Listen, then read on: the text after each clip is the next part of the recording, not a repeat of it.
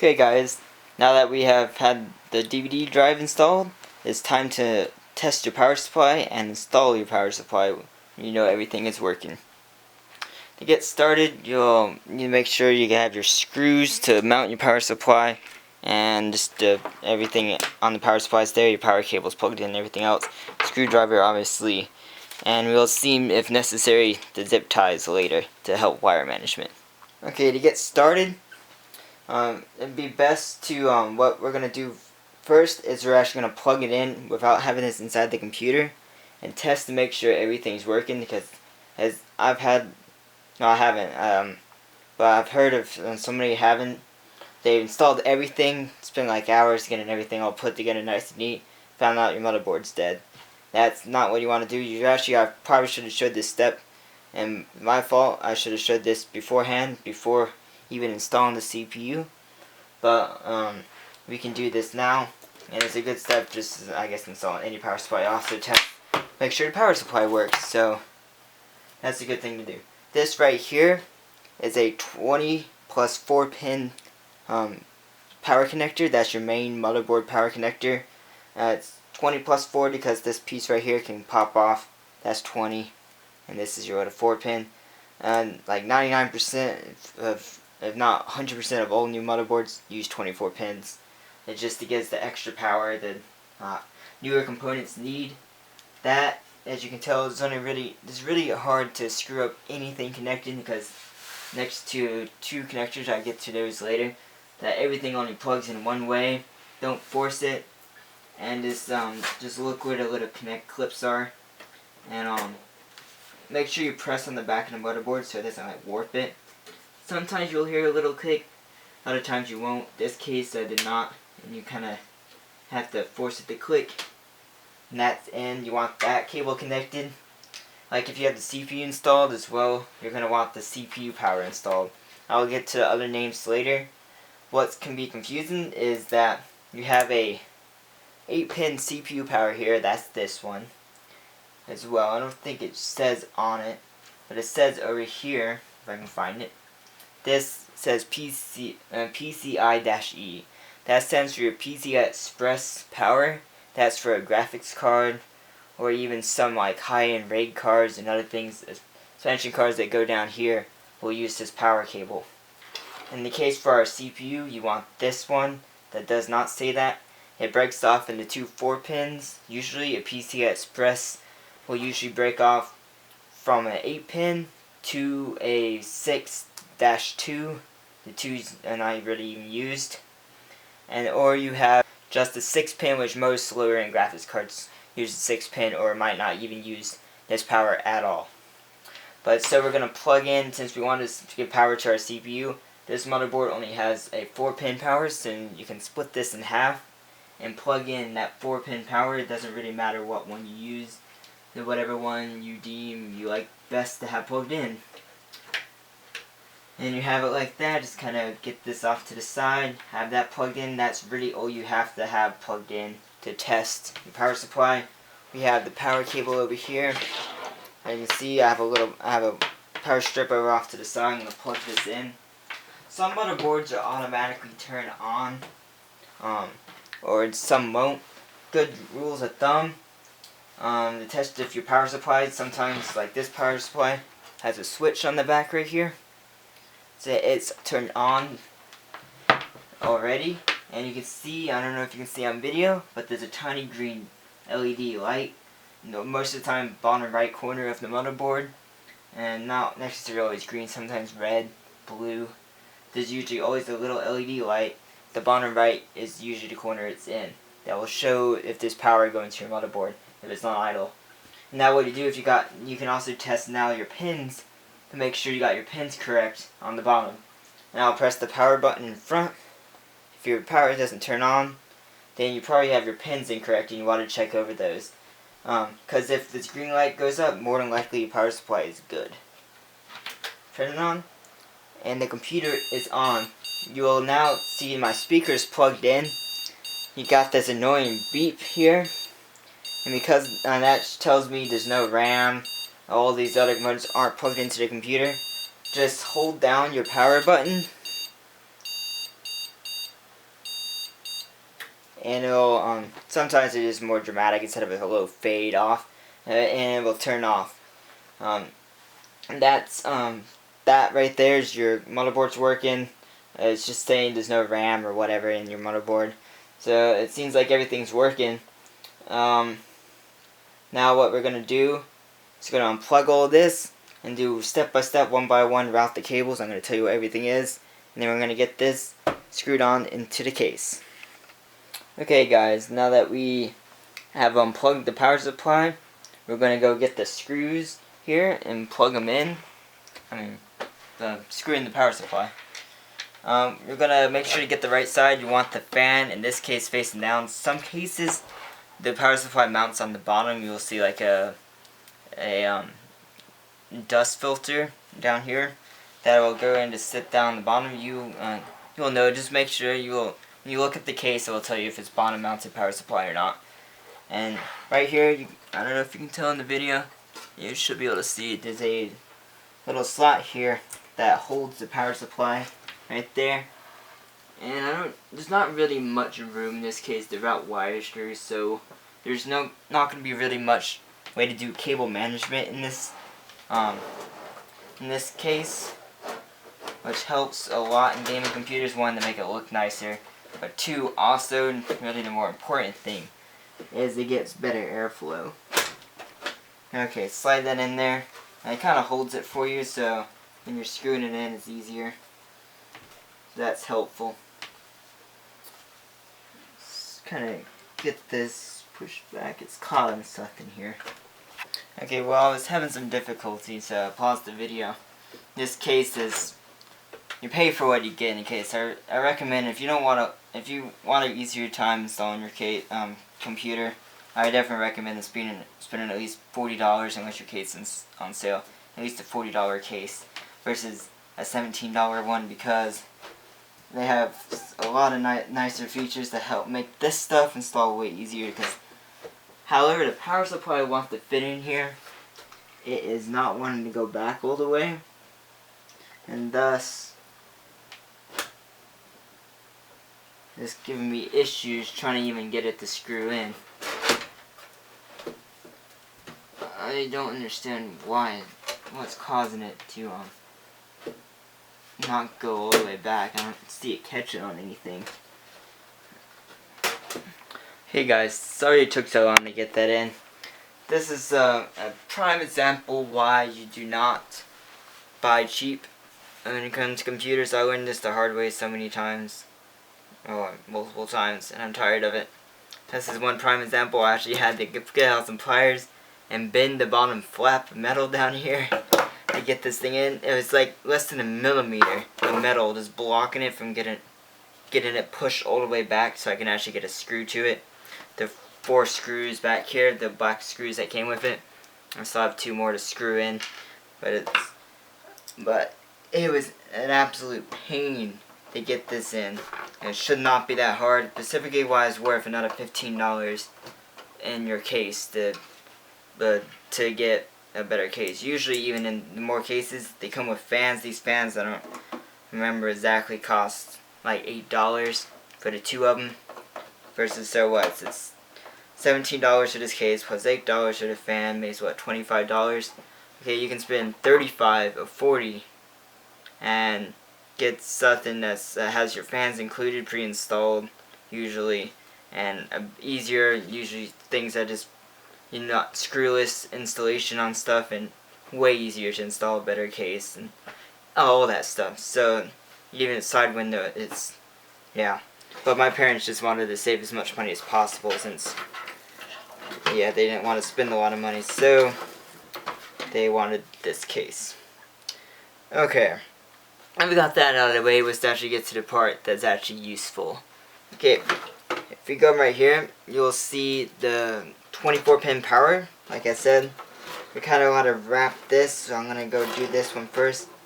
Since we don't have can't stuff this behind your motherboard in this case, you'll actually just kind of, we can stuff it up back in the DVD drive section, and nobody will ever know. And it kind of keeps it out of the way right there. Just bend this cable around like this, plug it back in, we had before. Hear a little bit of a snap, and it is now plugged in. That can be stuffed back a little bit more. I guess you already noticed, but I forgot to tell you.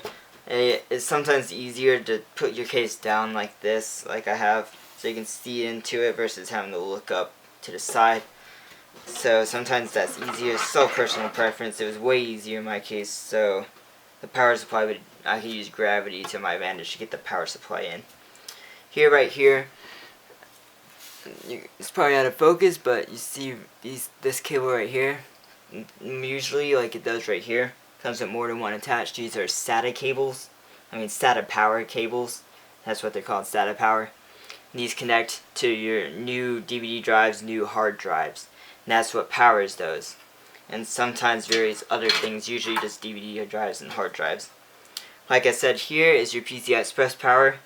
We will not be using that in this case, but you'll look on graphics cards you get, and that's where this will be installed. This Pacific one is a 6+2 pin, like I said, 8 pin, and most this could power a mid-range gaming computer. It's a 430 watt power supply, and so you can play old games out with whatever this can power. But we're just gonna get this over here and stuff it back in here because we will not need this, and it will just create wire clutter. Kind of stuff it in here. Usually, I showed you two SATA powers. Usually, a lot of cases, power supplies will come with more than just two. This specific power supply comes with 4.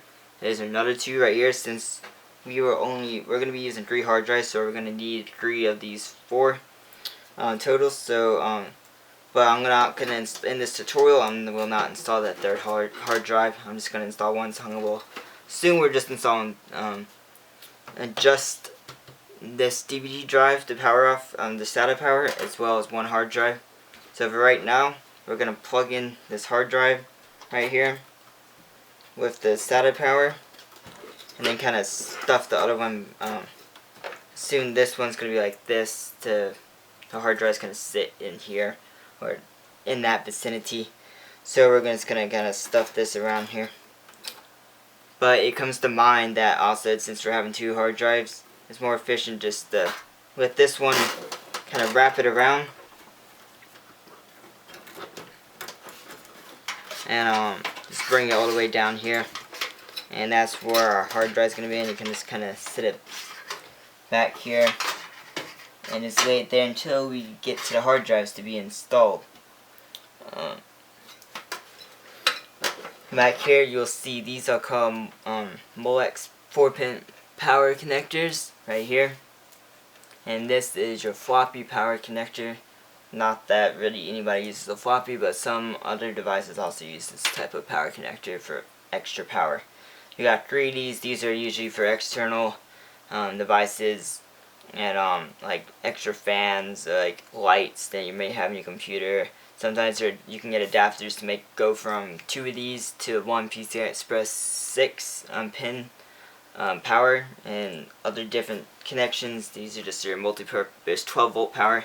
What we're going to use this for, I had this laying around from previous computer builds off to the side here. I have a this is a 4-pin Molex adapter to 3-pin fan power. Usually fans are just powered by 3-pin. Sometimes fan controllers are as well. You have a right here.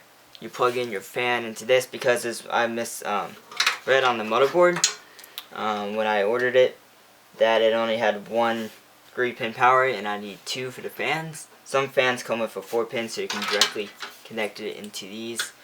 But in this case, I have a fan up in front that is not being powered right now. So we're going to get this run around. I guess it can go up and around over here. Kind of wrap. What we're going to do is kind of wrap this up with its own cable. Just kind of tie it up to keep the wires from being all cluttered up. Make it neater. in a little bundle like that. Not gonna really hurt unless you're stretching it out too much. Should we get that under here? Kinda, it's not gonna be easy is to keep this clutter free. But what I'm gonna do is just kinda like, to me it's kind of fun to actually get the wires in a neat order. Get as neat as possible, so I'm gonna do this here.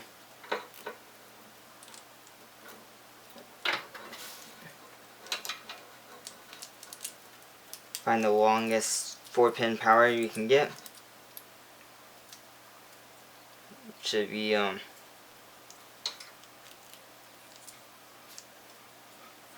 have this down here. Kind of stuff this back in the hard drive cage. Kind of stuff all this back here. Don't necessarily have to tie it up, I suppose. Just get it out of the way so it's not in front of your fan. Since this case doesn't have a side window, nobody's going to look inside of it, and nobody really cares if it looks good or not. And if right here, this is caught under the case. This is actually caught under the motherboard here. It's got caught under the motherboard. Okay, now that we got that fan cable stuck somehow beneath the motherboard, it got stuck behind the pins and wouldn't move. I had to like unscrew half the motherboard to get it off. But now that we got that uninstalled, we can plug that into here. It's kind of like I said, just push all these cables back and back behind so they're out of the way. So you can see I'm going to do this up here. I can see we turn the camera screen around. Just going to plug it in. It only goes one way, so it's really hard to screw up. And make sure not to bend the pins. One time I did that and I had to bend them back, and it makes more work than it has to be. And just kind of stuff your cables in back, wherever, just to kind of make them neat and out of the way. So move this cable back around here. If you really don't care about cable management and you don't care about your computer possibly running a little bit hotter, then I would just recommend just kind of connecting everything, throwing it together. It'll probably take half the amount of time, but I would recommend doing this over that method because one, it looks nicer, two, it looks like you did a professional job on your own computer. 3, it keeps more airflow, it runs cooler, less issues overall with your computer throughout the lifespan. And now we have your CPU power. Just kind of stuff this back. Since it can't really go, I think I'm going to bring this under here, kind of hold it down, and choose one. It goes this way. Choose this one.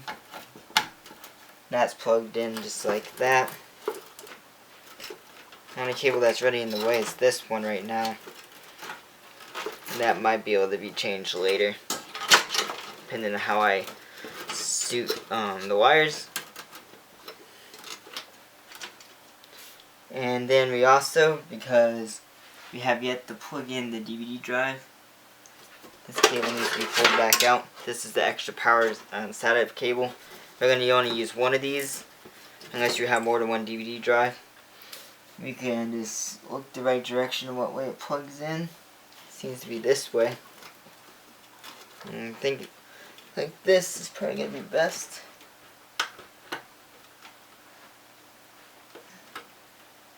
Pretty sure it's this way. Yeah. Plug that in like that. And that kind of holds these wires back a little bit. And then you just have everything stuffed right there thanks to the sleeving on these cables. And it's also another reason to get a better power supply than just basic, because all your cables are sleeved. Your power supply is higher quality, so it lasts longer. better supplied power means less overall stability issues with your computer, and things like that. It seems like everything is connected. You have your fan connected right here, your PC power connected here, your 24-pin power, your CPU power, your Molex here for the hard drives, which is the next step coming up. And your fan up here is plugged in. Now we're going to go test it again. Make sure both fans turn on and everything else. Make sure your switch in the back here comes on. It's going to turn this over so you can see the fans turn on. Plug this in the back here. And press the power button in front. And like I said before, I forgot to turn the switch on the back, so don't freak out. Let's turn the switch. Now there's power going to this power supply. Now let's press the button again. Just like that, both fans are on. Feel a decent amount of airflow coming through. Nothing special. The lights are on. I mean, that's going to be inside the case. Kind of lights up the inside of the case, so that's good. Let's turn this off now.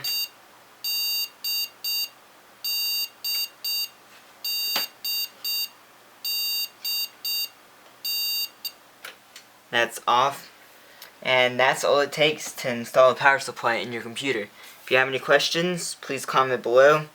Like I said before, I might have missed something, might have not going over something, so not everyone's perfect, but Google is a thing. And so remember, if you have any complicated questions, they're usually already answered in forums. Remember the forums. And if you're not ready, please subscribe. It really helps me out. And thumbs up this video as well. Thanks for watching, guys.